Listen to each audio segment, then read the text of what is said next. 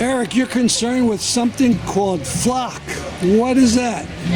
Floc is the name of a company. Full name is Floc Safety. And they have deployed about 80,000 cameras throughout the country that are run by 5,000 or 6,000 different police organizations.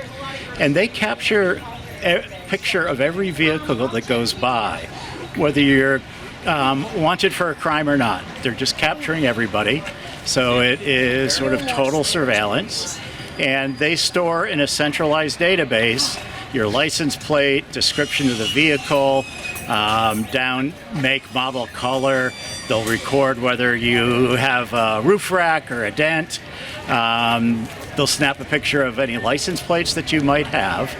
And they make that data searchable to any of their subscribing police organizations. So what's the matter with that? It's all for our safety, they say. They do, but they're doing trolling for massive surveillance.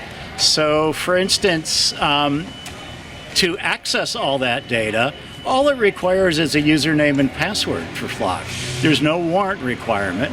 So just in Windsor, over the course of a couple of months last spring, there were almost 600,000 searches of Windsor's data that came from across the country.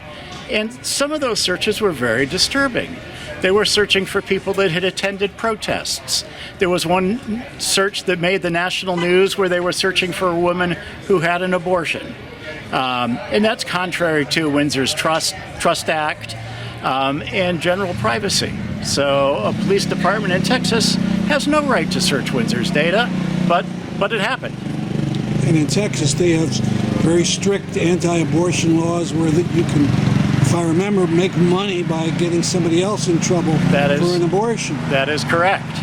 And the sheriff in that department claimed they were doing it for the woman's safety, but there was a lot of independent research, and it was found out it really was to prosecute her. So I understand you and others took action and got the city council to do something. Could you describe that? Yeah. So what happened is we raised awareness locally in town, and it went before our town council 2 or 3 weeks ago, and they voted 8-1 to pause the cameras and to better understand what the policies are, and until we understand whether or not these things are safe, which in my opinion they definitely are not, the cameras will remain off. Thank you very much. You're welcome. Victory.